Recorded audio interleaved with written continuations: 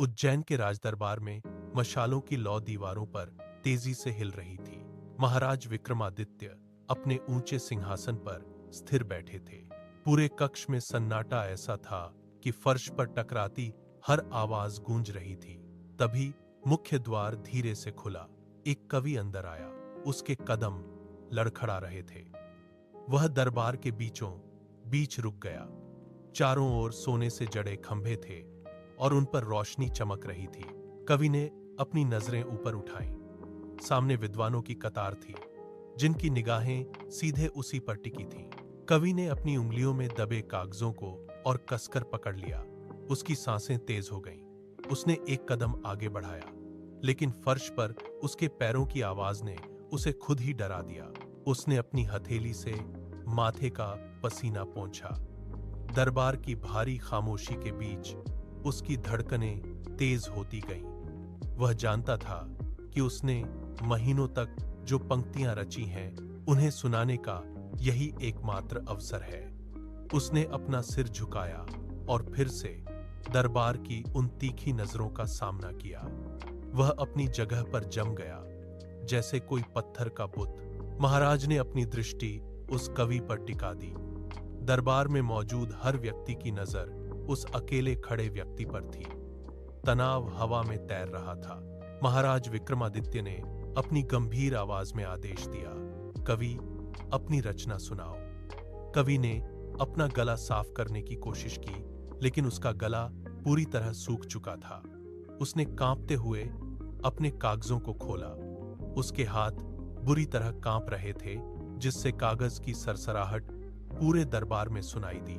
उसने एक गहरी सांस ली और अपनी आंखें बंद कर लीं। उसने अपना मुंह खोला, लेकिन शब्द बाहर नहीं आए। उसकी जीभ तालू से चिपक गई। पसीने की बूंदें उसके माथे से टपककर फर्श पर गिरी। उसने फिर से जोर लगाया। उसकी आवाज लड़खड़ा गई। उसने हकलाते हुए कहा, सा, से, मी, रा। ये 4 अक्षर उसके गले में ही फंसकर रह गए। वह चुप हो गया। उसकी नजरें फर्श पर टिकी थीं। दरबार में सन्नाटा और गहरा हो गया। कवि ने अपनी हताशा में कागजों को अपनी छाती से सटा लिया। वह वहां खड़ा रहा, पसीने से तरबतर, अपनी ही आवाज के टुकड़े दोहराते हुए। उसकी आंखों में असफलता का डर साफ झलक रहा था। उसने एक बार फिर महाराज की ओर देखा, लेकिन शब्द फिर से उसके होंठों पर आकर दम तोड़ गए। वह पूरी तरह से टूट चुका था। सन्नाटे को चीरते हुए एक मंत्री की खिलखिलाहट गूंज उठी। यह हंसी धीरे धीरे पूरे दरबार में फैल गई। दरबारी एक दूसरे की ओर देखकर अपनी हंसी दबाने की नाकाम कोशिश कर रहे थे। कुछ लोग अपनी कोहनियों से बगल वाले को धक्का देकर फुसफुसा रहे थे। कवि अपनी जगह पर जड़वत खड़ा रहा। वह अपनी हथेलियों को आपस में रगड़ रहा था। हंसी की आवाजें अब शोर में बदल चुकी थीं। तभी महाराज विक्रमादित्य के चेहरे पर एक कठोर रेखा उभरी। उनकी भौहें तन गईं। उन्होंने अपना हाथ उठाकर दरबार को चुप कराने का संकेत दिया, लेकिन उनकी आंखों में जलती हुई नाराजगी साफ दिख रही थी।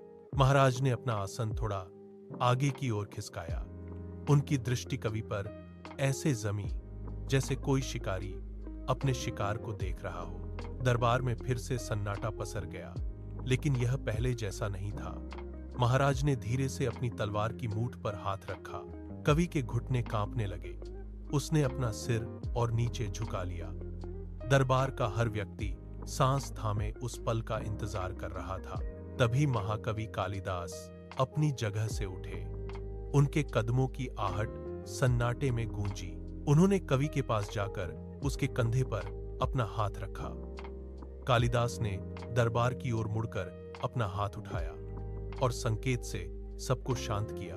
उन्होंने महाराज की ओर देखते हुए स्थिर स्वर में कहा, महाराज, यह उपहास नहीं, बल्कि एक महान सत्य का आधार है। महाराज की भौहें अभी भी तनी थीं। उन्होंने उत्सुकता से पूछा, कालिदास, इन 4 अक्षरों का क्या अर्थ है? कालिदास ने कवि की ओर इशारा किया और बोले, महाराज, सा का अर्थ है संकट में धैर्य रखने वाला, से का अर्थ है सेवा भाव से अपना कर्म करने वाला। मी का अर्थ है मित्रता और सच्चाई को निभाने वाला, और रा का अर्थ है हे राजन, ऐसे ही गुणी व्यक्ति को आपके दरबार में सम्मान मिलना चाहिए। कालिदास के ये शब्द कक्ष की दीवारों से टकराकर गूंज उठे। महाराज के चेहरे की कठोर रेखाएं ढीली पड़ गईं। उन्होंने अपनी तलवार की मूठ से हाथ हटा लिया। उनकी आंखों में जो नाराजगी थी वह अब पश्चाताप और सम्मान में बदल गई। महाराज ने अपने आसन से उठकर उस कवि की ओर देखा। महाराज ने अपने कोषाध्यक्ष की ओर इशारा किया। कोषाध्यक्ष ने स्वर्ण मुद्राओं से भरी एक भारी थैली लाकर कवि के हाथों में थमा दी। सोने की मुद्राओं के आपस में टकराने की खनक पूरे दरबार में गूंजी। कवि के हाथ कांप रहे थे। उसने थैली को अपनी छाती से सटा लिया। उसकी आंखों से आंसू टपकर फर्श पर गिरे। उसने झुककर कालिदास को नमन किया और धीरे धीरे मुख्य द्वार की ओर बढ़ गया। उसके कदम अब स्थिर थे। वह दरबार से बाहर निकल गया। उस रात उज्जैन की गलियों में मशालों की रोशनी के नीचे केवल उसी कवि की मेहनत और कालिदास की करुणा की चर्चा थी। हर कोई कालिदास के उस न्याय की मिसाल दे रहा था जिसने एक गरीब को सम्मान दिलाया। शहर की हवा में एक सुकून भरा सन्नाटा था, जैसे न्याय की जीत ने पूरे राज्य को शांत कर दिया हो।